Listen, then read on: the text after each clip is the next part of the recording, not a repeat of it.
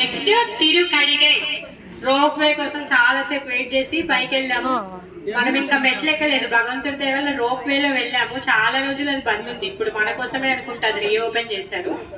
అయితే ఇక్కడ 1350 మెట్లున్నాయి. మరి స్వామివారు అక్కడ ఎప్పటి నుంచో కొలువై ఉన్నారనమాట. తిరుకడిగై, కడిగై అంటే గటికాచలం అని కూడా దానికి ఇంకో పేరు.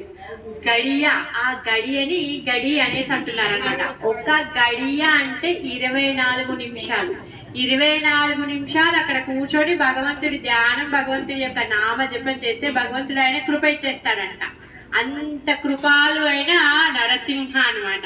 అందుకే ఆయన చాలా ప్రసన్నంగా కూర్చున్నారు. నరసింహస్వామి ఎప్పుడు ఉగ్ర రూపంలో చూస్తాము, కోపంగా ఉంటారు. ఎప్పుడు చూసినా హిరణ్యకశిపుని తలపే గాని ఏ రోజన్నా కొంచెం ప్రశాంతంగా కనిపించాడు స్వామి. నిన్న మాత్రం అక్కడ చాలా ముద్దుగా ఉన్నారు, ఎంత బాగున్నారు, కూర్చొని ఉన్నారు. యోగా నరసింహ చతుర్భుజాలతో ఉన్నారు, శంఖ చక్రాలు పట్టుకొని ఉన్నారు. నిన్నే చూశారు కాబట్టి బాగా బాగా ఆయన రూపం బాగా గుర్తుంటుంది కదా.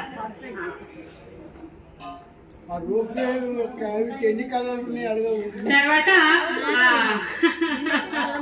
అక్కడ తిరుమంగయ్య ఆళ్వార్ ఇంకా భూదత్త ఆళ్వార్లు ఇద్దరు కీర్తించారనమాట. మరి ఇక్కడ ఏమైంది అంటే ఇంద్రద్యుమ్నుడు అనే ఒక రాజు ఉండేవాడు అనమాట. ఆ ఇంద్రద్యుమ్నుడు అనే రాజు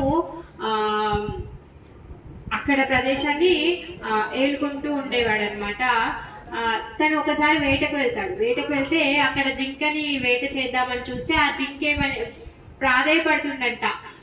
నువ్వు రాజు కదా, నీ రాజ్యంలో ఉన్న వాళ్ళందరూ నీ యొక్క సేవకులు కదా, క్షమించండి, మమ్మల్ని చంపొద్దు అనేసి అంటే పాపము ఇంద్రద్యుమ్న రాజుకి దయ కలిగి, అరే వీళ్ళందరూ నా రాజ్యంలో వెళ్ళంటే నేను వాళ్ళందరినీ చూసుకోవాల్సింది నా బాధ్యతే కదా అని చెప్పేసి వాళ్ళని వదిలేసిన తర్వాత తన ఇంటికి వచ్చేసి ఇంకా నాకు వద్దు, నాకు ఈ రాజు పదవే నాకు వద్దు అని చెప్పేసి తను ఇల్లు పిల్లల్ని పిల్లల్ని రాజ్యాన్ని అంతా వదిలేసి తను రాజ్యం వానప్రస్థం తీసుకొని అడవికి వెళ్ళిపోతారనమాట.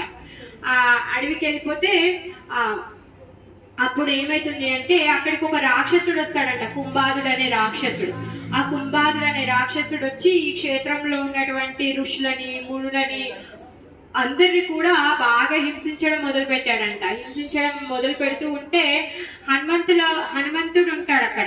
ఎక్కడైతే నరసింహస్వామి 1350 మెట్లు ఉన్న ఒక గుట్ట ఉందా, దాని పక్కకి మనం రోప్ వేలో వెళ్తుంటే చిన్న గుట్ట చూసాం, ఒక గుడి చూసాం కదా, 650 మెట్లు ఉంటాయంట. ఆ గుట్ట మీద హనుమంతుడు ఉంటారంట.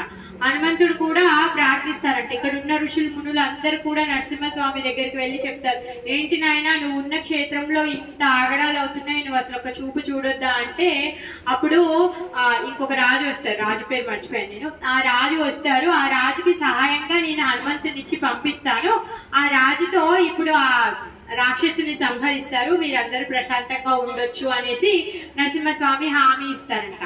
అలా హామీ ఇచ్చి హనుమంతుడికి తన శంఖ చక్రాలను ఇస్తారంట. హనుమంతుడు చతుర్భుజ రూపంలో ఆ కొండ మీద వెలిచి ఉన్నారు. మళ్ళీ 650 మెట్లున్నాయి, మన దగ్గర సమయం లేదని చెప్పేసి మనం వెళ్ళలేదు. చతుర్భుజ రూపంలో హనుమంతుడు శంఖ చక్రాలను పట్టుకొని అక్కడ ఉన్నారు. ఆ రాజుకి సహాయార్థమే ఈ హనుమంతుడు వెళ్ళి ఆ రాక్షసుడితో యుద్ధం చేస్తే ఆ రాక్షసుడు చనిపోతాడు అనమాట. ఆ విధంగా హనుమంతుడికి శంఖ చక్రాలు వచ్చాయి. ఇక్కడనేమో ఈ ఘటికాచలం, తిరుకడి స్థానం, దేవప్రయాగ, ఈ 3 కూడా ఏంటి అంటే ఆ 3 ప్రదేశాల్లో 24 నిమిషాలు భగవంతుడి యొక్క ధ్యానం చేస్తే భగవంతుడి యొక్క కృప దొరుకుతుందంట. ఆ 3 స్థానాల్లో ఈ ఘటికాచలం అనేది ఒకటి అన్నమాట. ఘటికాచలం ఇదే, తిరుకడిగై. నిన్న నరసింహస్వామి దర్శనం చేసుకున్నాం కదా, అదే అక్కడే. ఈ ఘటికాచలంలో దొడ్డాచార్యులు అనే ఒక భక్తుడు ఉండేవాడు, పరమ భక్తుడు. ఆయన ఏం చేసేవాళ్ళంటే మన వరదరాజ పెరుమాళ దర్శనం కోసం వచ్చేవాళ్ళు. మనం ఎంత 1.5 గంట ప్రయాణం చేసి వెళ్ళాం కదా, ఆయన ఆ విధంగా నడుచుకుంటూ వెళ్లి వరదరాజ స్వామి దర్శనం చేసుకొని వచ్చేవాళ్ళంట ప్రతి ఉత్సవానికి.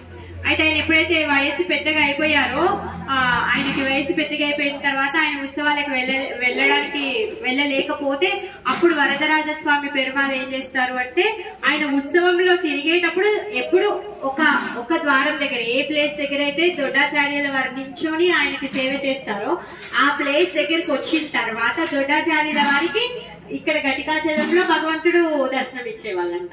అంటే ఇప్పుడు ఉత్సవం తిరుగుతూ ఉంది కదా, తిరుగుతూ ఉంటుంటే ఇక్కడ దొడ్డాచార్యుల వాళ్ళు ప్రతి సంవత్సరం ఇక్కడ వచ్చి ఆయన దర్శనానికి ఉండేవాళ్ళు. స్వామి ఇదంతా తిరిగేసి వచ్చి ఇక్కడికి వచ్చినప్పుడు ఈ దొడ్డాచార్యుల వారి ఆ ప్లేస్ ఏదైతే ఉందో ఆ ప్లేస్ కి వచ్చినప్పుడు అక్కడికి వెళ్ళి ఆయనకి దర్శనం ఇచ్చేసి వచ్చి మళ్ళీ మిగిలిన ఉత్సవం కంప్లీట్ చేసుకునేవాళ్ళంట. ఆచార్యుల కోసము వరదరాజ పెరుమాళ్ వారు తను వెళ్తూ ఉండేవాళ్ళు అనమాట.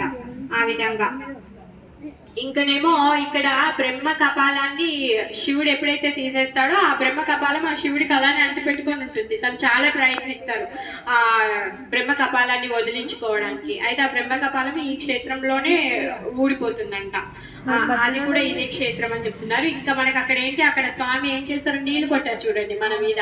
ఎందుకు అంటే ఎవరికైనా లోపల ఏదైనా శక్తులు కానీ భయాలు కానీ భూత ప్రేతాలు ఎవరైనా ఉంటే అవన్నీ వదిలిపోతాయంట. అలాంటి మహిమ కలిగిన క్షేత్రం అన్నమాట. ఇంకా దీర్ఘకాలికంగా ఉన్నటువంటి మానసిక రోగాలు అన్ని కూడా పోతాయంట. భక్తవత్సల పెరుమాళ్ ఇంకా శ్రీదేవి భూదేవితో అక్కడ ఉన్నారనమాట. నరసింహ స్వామికి జై.